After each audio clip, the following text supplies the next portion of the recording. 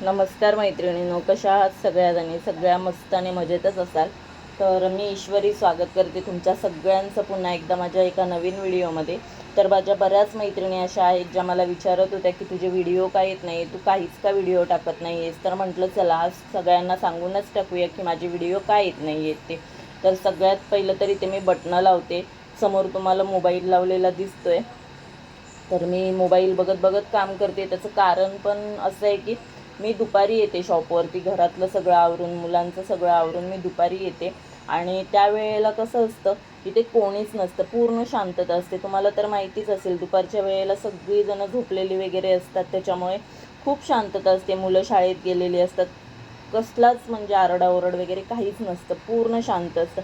आणि अशा शांततेत मला खूप झोप येते, कामच करू असं वाटत नाही. त्याच्यामुळे मग मी इथे मोबाईल वगैरे काहीतरी लावते आणि माझं माझं काम करत बसते.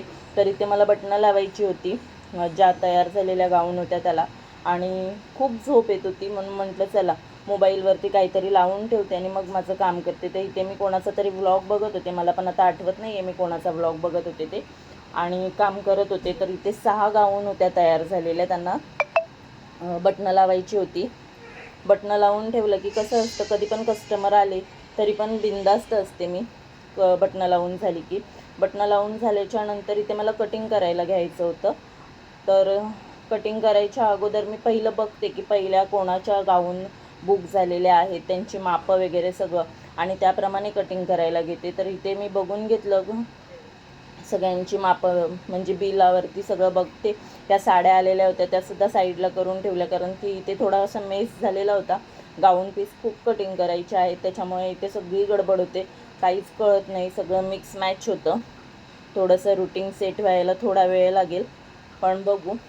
काम थोडं जास्त असलं की मला पण थोडासा प्रॉब्लेम होतो आहे सगळं सेट करायचं आहे. आणि कटिंग करायला घेणारच होते, तर बघितलं तर टेबलावरती खूप मेस झालेला होता. कटिंग करायच्या अगोदर मला टेबल साफ करायचा होता. आणि माझं कसं आहे, माझं म्हणजे तुमच्या सगळ्यांचंच असं असेल की आपल्याला आहे ना मध्ये मध्ये साफसफाईचा किडा चावतो. आणि माझं कसं आहे, मी एका साईडला साफसफाई करायला लागली ना की मला मग मी एकीकडून दुसरीकडे, दुसरीकडून तिसरीकडे कधी शिफ्ट होते ते माझं मलाच कळत नाही. तर इथे गाऊनचे पीस जे होते ते मी सगळ्यात पहिले व्यवस्थित लावून ठेवले, म्हणजे जे नवीन बुक झालेले होते ते खाली टाकले आणि जुने बुक झालेले होते ते वरती ठेवले. त्याच्यानंतर इथे अस्तर माझे सगळे जिकडे तिकडे पसरलेले होते, वेळेवरती मिळत नाहीत ते, त्याच्यामुळे त्याचं काम झालं की मी पटकन पिशवीमध्ये भरून ठेवते. पहिले मी बाहेरच ठेवायची, पण आता पावसाळ्याचे दिवस आहेत आणि ते खूप नरम वगैरे पडतात हे अस्तर, त्याच्यामुळे मग मी पिशवीत ठेवते. आणि इथे जे कस्टमर वगैरे आलेले होते बघायला, त्याच्या वेळी मेस झालेला होता थोडासा, तो म्हटलं सगळे व्यवस्थित लावून घेते पीस. तर इथे कटिंग करायचे जे पीस होते ते पण थोडे बाजूला ठेवले. आणि इथे कटिंगचे पण खूप तुकडे वगैरे पडलेले होते, तर ते पण एका पिशवीत टाकून ठेवले. मी कटिंगचे तुकडे सहसा फेकून देत नाही, कारण की ते मला किसा वगैरे जॉईंट करायला उपयोगी होतात. जे म्हणजे निरुपयोगी सामान होतं ते सगळं उचललं आणि म्हटलं आतमध्ये ठेवावं, कारण की ते आता तरी लागणार नाही आहे. त्याच्यानंतर इथे जे गाऊनचे पीस वगैरे जे मला कट करायचे होते ते पण बाजूला काढून ठेवले. अस्तर वगैरे सगळं व्यवस्थित ठेवलं, कारण की सगळ्या गोष्टी जर जागच्या जागी असतील तर त्या पटापट भेटतात. इथे हे कटिंग करायची जी गाऊन पीस होती ती सुद्धा एका साईडला केली. आणि मला मी म्हटलं ना, मी एका साईडनं दुसऱ्या साईडला शिफ्ट होते, तशीच आता इकडच्या साईडला शिफ्ट झाली. आणि तिथे इस्त्री वगैरे सगळं तसंच पडलं होतं, ते सुद्धा सगळं व्यवस्थित ठेवलं. मला माहीत नाही आहे हे किती दिवस व्यवस्थित राहणार आहे, पण तरीसुद्धा ठेवलं. म्हटलं चला हे सुद्धा काम एका साईडने करून घेऊया. पाऊस बंद झालेला आहे, त्याच्यामुळे धूळ यायला परत सुरू झालेली आहे आणि खूप धूळ येते माझ्या दुकानात, त्याच्यावरती काहीच उपाय नाही आहे. त्याचं खूप मला टेन्शन येतं, कारण की कपडे माझे त्याच्यामुळे कसे डल वाटतात. मग मी काय करते, संध्याकाळी जाताना हे आतमध्ये ठेवते, तरीसुद्धा धूळ बसायची तेवढी त्याच्यावरती बसतेच. आणि इथे मी आता वाकली होती, तर तिथे कॉर्नरला आहे ना मला काहीतरी दिसलं, तर म्हटलं बघू काय येते. तर ते झुरळासारखे छोटे छोटे किडे होते, झुरळं नव्हती, छोटे छोटे किडे होते. आणि मला आठवलं की माझ्याकडे हीट आहे, तर ते मी हीट घेतलं, ते सुद्धा त्याच्यावरती सुद्धा खूप धूळ बसली होती. ती पहिली पुसून घेतली आणि नंतर म्हटलं तिथे कोपऱ्यात मारून घेते. मला तिथे हातसुद्धा जात नव्हता माझा, आणि तो टेबलसुद्धा मला सरकवता येत नव्हता. तर तिथे हीट मारून घेतलं आणि थोडा वेळ थांबली, म्हटलं बघू काय होतंय ते.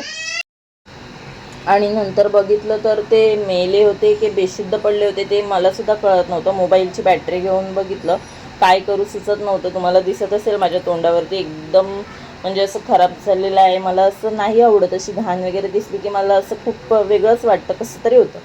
तर पण म्हटलं चला पहिलं ते साफ करून घेऊया, कारण की ती खूप म्हणजे अशी घाण मला नाही आवडत, ती खूप निगेटिव्ह असल्यासारखं वाटतं. पहिलं म्हटलं ते साफ करून घेऊया, कामाला उशीर झाला तरी चालेल. तर ते सगळं पहिलं साफ करून घेतलं. ते कॉर्नरमधून ते मेले होते की बेशुद्ध पडले होते मला पण माहीत नाही, पण सगळ्यात पहिलं म्हटलं अगोदर ती जी घाण आहे ती बाहेर काढून घेऊया. टेबल काही मला हलवता येत नाही आहे, कारण की त्याच्यात खूप सामान आहे. सामान जरी काढलं तरीसुद्धा मला तो हलवता येणार नाही आहे. तर म्हटलं जाऊ दे, रविवारी ह्यांना सुट्टी असेल त्या दिवशी मग मी हे सगळं डीप क्लिनिंग करून घेईन. हा टेबल वगैरे हलवून तिथे पाठीमागे जरा काहीतरी फिनेल किंवा कशाने तरी काहीतरी लिक्विड वगैरे तिथे टाकेन, जेणेकरून हे जे किडे वगैरे जर असतील तिथे भिंतीमध्ये वगैरे तर ते मरून जातील असा विचार केला. आणि म्हटलं पहिलं हे सगळं साफ करून घेऊया, हे सगळं जे आहे ते पहिलं टाकून देऊया. तर इथे सगळं माझं दुकान खूप छोटं आहे, त्याच्यामुळे पटकन झाडू वगैरे मारून पटकन होते. पण म्हणजे हे किडे वगैरे कशाने झाले ते मला सुद्धा कळत नाही आहे. बहुतेक 1-1.5 महिना दुकान बंद होतं मी गावी गेल्यामुळे, त्याच्यामुळे झाले असतील. त्याच्यानंतर सुद्धा मी साफसफाई केली होती, पण कशामुळे झालं कळलं नाही. तर इथे म्हटलं सगळं व्यवस्थित करून ठेवूया. तर इथे गाऊनचे लेस वगैरे होत्या त्यासुद्धा सगळीकडे पडल्या होत्या, त्यासुद्धा व्यवस्थित ठेवल्या आणि खूप दमायला झालं होतं. तर म्हटलं थोडा वेळ जरा ब्रेक घेते. इथे त्या खुर्चीवरती बसायला जागा नव्हती, तरीसुद्धा थोडीशी जागा केली आणि थोडंसं पाणी पिऊन घेतलं. आता म्हटलं एवढी सगळी साफसफाई केलीच आहे तर मशीनसुद्धा पुसून घेऊया, कारण की किडा तर चावलेलाच आहे आपल्याला साफसफाई करायचा. तर इथे मशीनसुद्धा पुसून घेतली आणि मशीनवरती सुद्धा खूप धूळ साचते, दरवाजातच मशीन असल्यामुळे. मशीन पुसून घेतल्याच्यानंतर म्हणजे मी बहुतेक गाऊन वगैरे कट केल्या, त्या काही मी शूट केल्या नाहीत. आणि त्याच्यानंतर संध्याकाळी इथे माझ्याकडे एक कस्टमर आल्या होत्या. ह्या कस्टमर माझ्या जुन्या कस्टमर आहेत, त्यांनी माझ्याकडनं ह्या आधीसुद्धा 2-3 वेळा गाऊन शिवून नेलेले आहेत आणि त्यांना आवडतात. पण त्या मला सांगत होत्या की त्यांनी मागच्या वेळेस ज्या माझ्याकडनं 2 गाऊन शिवून नेले होते त्या कुठेतरी गावाला गेल्या होत्या, तर त्यांची कोणतरी पाहुण्या आल्या होत्या त्यांच्याकडे. आता मला सुद्धा आठवत नाही, त्यांनी मला सांगितलं त्यांचं नातं काय होतं ते, पण मला आठवत नाही आहे. तर त्यांनी म्हणे त्यांची गाऊन जी आहे ती त्यांना घालायला दिली होती आणि त्यांनी घातली एक दिवस आणि त्या घेऊनच गेल्या त्यांची गाऊन. मग त्या मला सांगत होत्या की असं असं झालं आहे. तर मी म्हटलं कशा बायका असतात ना, म्हणजे दुसऱ्याची गोष्ट कशी घेऊन जाऊ शकतात, म्हणजे कपडे कसे घेऊन जाऊ शकतात. तर म्हटलं जाऊ दे. तर त्या इथे त्यांच्या मुलीसाठी आणि त्यांच्यासाठी गाऊन चॉईस करायला आल्या होत्या. अशा खूप महिला आहेत माझ्याकडे ज्या त्यांच्या मुलीसाठी किंवा त्यांच्या अजून कुठल्या नातेवाईकांसाठी माझ्याकडे गाऊन सिलेक्ट करायला येतात. आणि असे व्हिडिओ कॉलवरती मी त्यांना पीस वगैरे दाखवत असते, तर ह्यांनासुद्धा मी व्हिडिओ कॉलवरतीच पीस दाखवते. तर हा जो पसारा आहे तो जवळजवळ मी 3-4 वेळा त्यांना उलटून पालटून दाखवले पीस, कारण की त्यांना कलर वगैरे कळत नव्हते, मध्ये मध्ये रेंज जात होती, त्याच्यामुळे पीस व्यवस्थित दिसत नव्हते आणि कलरसुद्धा समजत नव्हता. तर त्यांना आवडलेले जे पीस आहेत ते मी बाजूला काढून ठेवत होते. थोडंसं त्यांचं कन्फ्युजन होत होतं, तर ते सुद्धा क्लिअर करत होते. त्यांची आई पण त्यांना सांगत होती की हा पीस चांगला आहे, हा पीस चांगला आहे. पण शेवटी म्हणतात ना, आई आणि मुलीचं थोडंसं म्हणजे जी आवड असते ती थोडीशी वेगळी असते. त्याच्यामुळे खूप वेळ लागला या कस्टमरला, जवळजवळ 15-20 मिनटं लागली त्यांना पीस चॉईस करायला. पण असं कोणी आलं की मलासुद्धा जरा बरं वाटतं, कारण की दिवसभर दुकानात कोणीच नसतं, मी एकटीच असते. असं कोण कस्टमर वगैरे आलं की थोडंसं बरं वाटतं. तर एवढ्या सगळ्या प्रयत्नानंतर त्यांनी एकूण 6 पीस जे आहेत ते सिलेक्ट केले. तर मी तुम्हाला इथे दाखवते त्यांनी कुठले कुठले 6 पीस जे आहेत ते सिलेक्ट केलेले आहेत ते.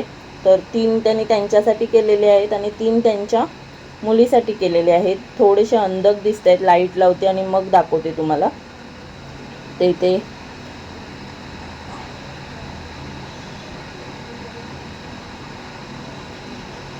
आता नीट दिसत आहेत. तर हे वरचे जे 3 पीस आहेत ते त्यांनी त्यांच्या आईसाठी सिलेक्ट केलेले आहेत आणि जे खालचे 3 पीस आहेत ते त्यांनी त्यांच्या स्वतःसाठी सिलेक्ट केलेले आहेत.